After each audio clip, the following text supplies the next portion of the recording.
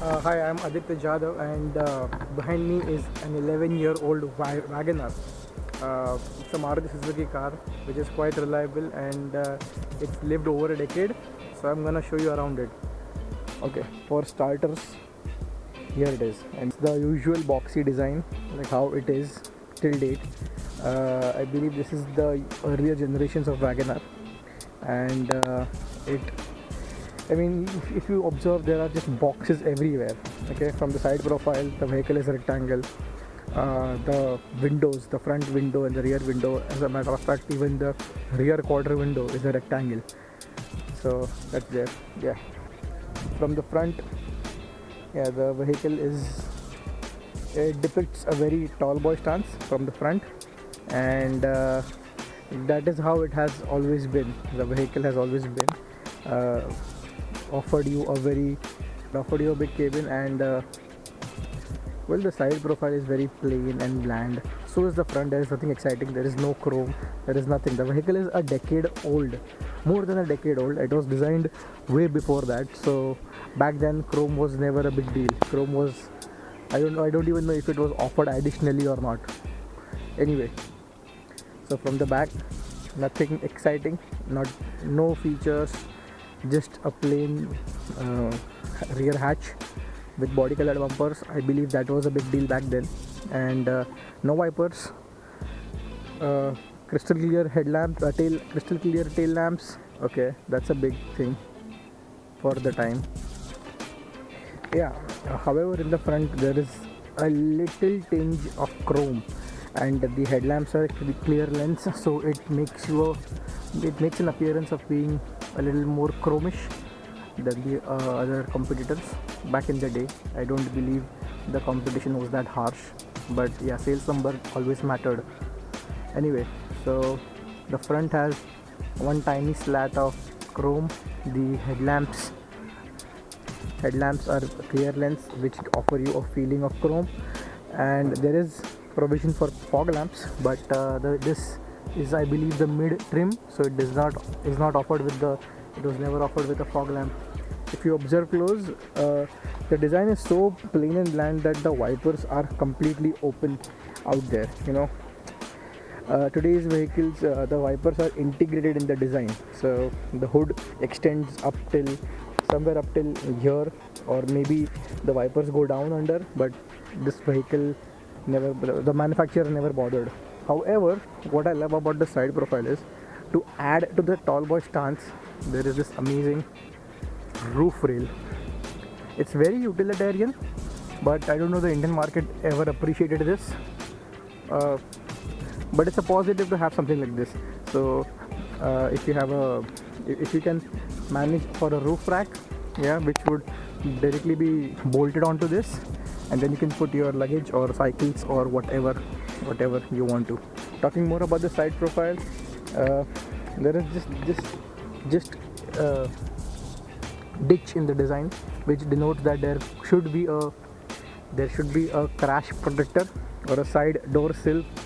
Okay, that's what. But my friend over here has not installed them. That's completely okay. That depends on person to person. One of the most retro thing ever. Yeah, this is how you used to open the doors of the cars, older cars. Put your hand underneath here, pop open the latch, and the door would open. Yeah, it's almost gone. The only car today which has this, I believe, correct me if I'm wrong, it is the Fiat Linea Punto whatever, and the Duster, Renault Duster. So this is, people are gonna miss it. So I believe that's enough of the exterior. We can now get into the interior of the car. I'm gonna approach it from the back, and then gonna take you inside, and then gradually further. Okay, so okay, it needs keys. Yeah, relatively spacious. Okay, there is no provision for a parcel tray, because there is no hinge, nothing. That's quite a good thing, because the boot was easily accessible from the cabin, so that's a one up. However, it feels very unfinished, And yeah, having speakers over here will obviously obstruct your sound quality or get in the way of the sound when you have a boot full of luggage. So it's a little weird to have speaker arranged over here. However, they are Sony Explode, and these were offered by the manufacturer back in the day. Yeah, big deal. So from here the vehicle is immensely spacious. I mean, it is giving a good sense of space from here. Wow, if only they could design cars like this today.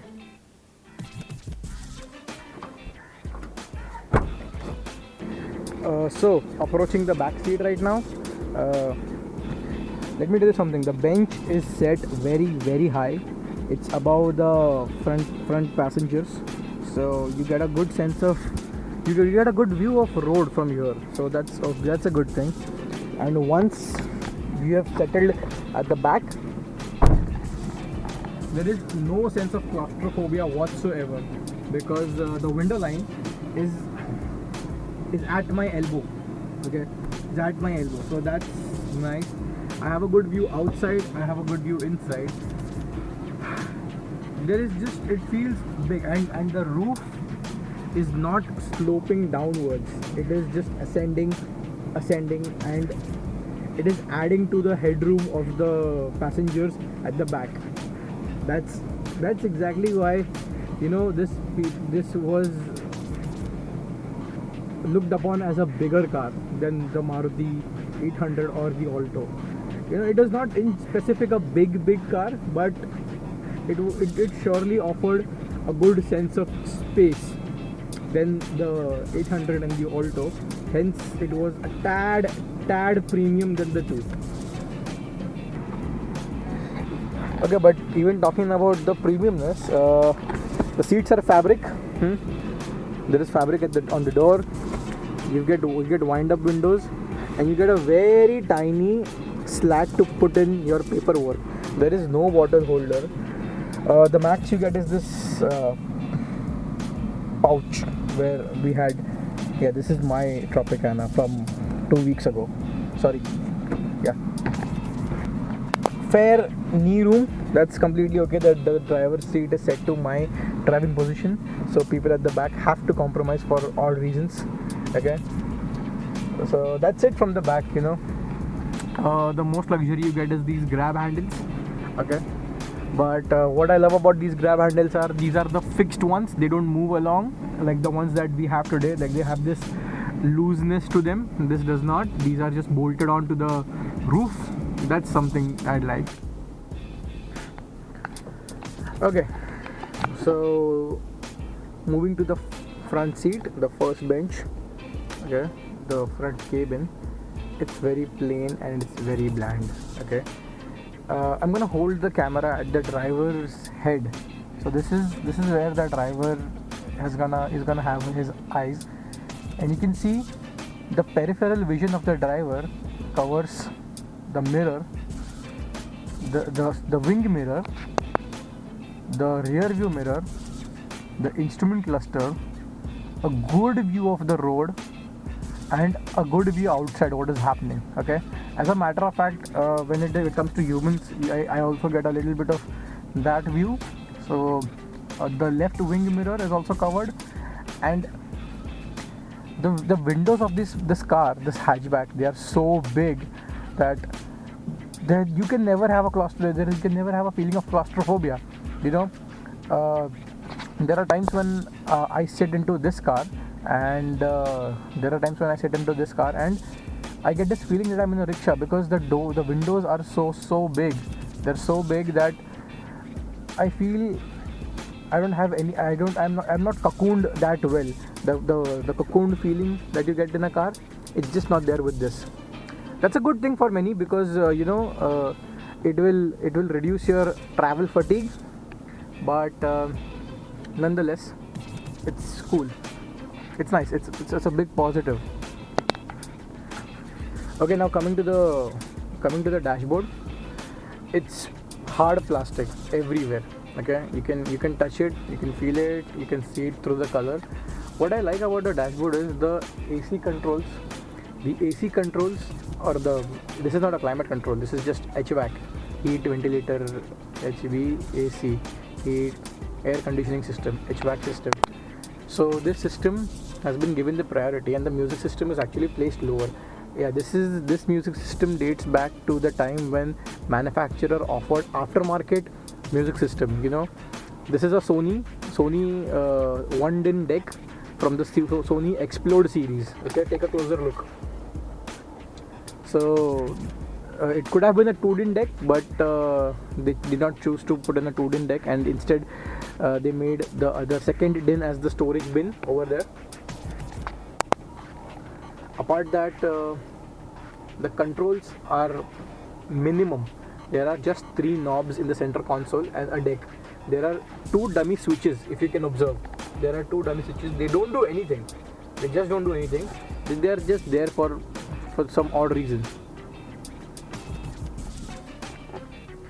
So coming to the utilitarian part of this car, is it's very practical. It has immense storage that you can ever have in a hatchback. There are some sills in the door. If you observe, there is some storage underneath the steering column, yeah, and that follows throughout. Then there is some storage in the 2-din deck, okay, and then there is some storage over here. However, there is a glove box, and there is this little storage space over here. That's just way too much. Also over here. So wherever you see, there is just storage everywhere in this car. That's a big plus for this. The floorboard is very low. It's set very low, so you can stretch your feet a little bit, but the pedals are placed higher than usual. That's because the design of this car is very stubby. So every mechanical part would be a little bit cramped, so that's okay. Let me show you how narrow this car is. So the driver's seat, yeah, and then the co-passenger seat. So you see how close they are. They are not even 6 inches away from each other. That's how close they are, if you observe this. Yeah. But if you take a look from here, the peripheral vision will make you feel that you are actually in an open car, because the windows are so big and the sense of space is so damn high. Okay, to the most important part about this car is the driving, because this was popular with the taxi walas like half a decade ago. Suddenly this generation of WagonR and the one that succeeded this generation turned to taxi, because they were offered with CNG kits and they were extremely efficient. But the drivability, let's find out now. Okay, the first impression is this engine has an amazing bottom end performance. The minute you pop the clutch and you even have a part throttle, the vehicle is gonna jump ahead or hop ahead. Okay. And the second thing about this engine is, if you are in the lower gears of this engine, the engine has extreme high resistance. For example, if I were to be in the first gear, gas it and leave throttle, you'd have some jerkiness throughout the drive, and that's the part of engine being very resistant and throttle responsive. Okay, so the cabin insulation of this car is not at all good.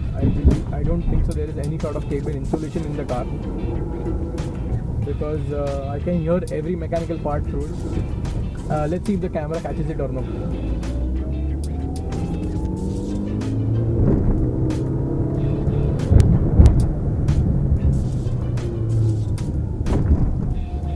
Okay, this vehicle needs brakes. I mean, whatever the brakes the company has put in, they are just incompetent. So more to the drivability of the car, there is this sudden shock which goes through the transmission. The gearbox and the clutch, the engagement is so harsh that you could feel it through the floor of the car. That's good if you want to heel toe and if you want to have a responsive drive, but it's just discomforting at times. But anyway, it's almost a 15-year-old car. The way back when it was designed, the quality of material and the quality of engineering weren't up to the mark as we have them today. So you can't complain about it. The view out of this car is really way high. I mean, the peripheral vision covers almost all the three windows: the driver's side, the co-passenger side, and the front windscreen. The windscreen, not the front windscreen. Yeah. So you're constantly aware of your surroundings. The ride of this very specific WagonR is very thrashy. That's probably because this car has gone through a lot of water damage. I mean, this car is parked in places where there is a lot of water logging. So the suspensions, it has taken a toll on the suspension. Hence, the ride is a little thrashy. If you would observe from the side view of this car, the vehicle is tilted downwards in the front. There is a nose dive to the car. That's because the suspension in the front have just washed off completely. Okay, so one more thing about this car is the rim size and the wheel size is so small. It is proportionate for the car. They can't have a bigger wheel for this because the engine is puny. I mean, it's a very small engine. So the problem is the wheel gets caught onto the ditches. If there is a track of maybe paver block and tarmac, and you wanna come over from paver block to tarmac or whatever, the wheel will be caught in the track, and you can feel that on the steering wheel. You know, there will be a strong judder. The vehicle may change direction if you're not that alert. So yeah, that's a bad thing. Okay, another thing about this car is that this has some commendable powerful. Another thing about this car what I love is all Suzukis, they have some very good AC, but it's really commendable because it's really hot outside in Mumbai at the moment. Temperatures are reaching up to almost 40 degree temperature, degree Celsius. 40 degrees Celsius, and yeah, it's still cool inside. But we don't want to step out. And that was the 11-year-old WagonR. After this, there was a successor to this car, which was called the Blue-Eyed Boy. That was built on a new platform. They changed the engine of it. I mean, they've got a new engine, inline 3-cylinder. This car runs on a 4-cylinder engine, 1.1 liter 4-cylinder engine, which makes around 65 bhp and almost 100 Newton meters of torque. I'm not sure of that, but yeah. Anyway, still a responsive car to have. So anyway, that was it from the 11-year-old WagonR. If you agree with me, let me know in the comments below. If you disagree with me, let me know in the comments below. And if you have one WagonR, so let me know that as well, if I'm right or if I'm wrong. So take a final goodbye from this 11-year-old car, because this is already sold. It's gonna go. My friend is gonna get a new car. He's gonna get a Baleno, so he's a very loyal Suzuki customer. Anyway, so that's a goodbye from an 11-year-old WagonR. Okay, I will see you next time with some other car, some other old car. Not old, but a modern retro car. Let's see. Goodbye.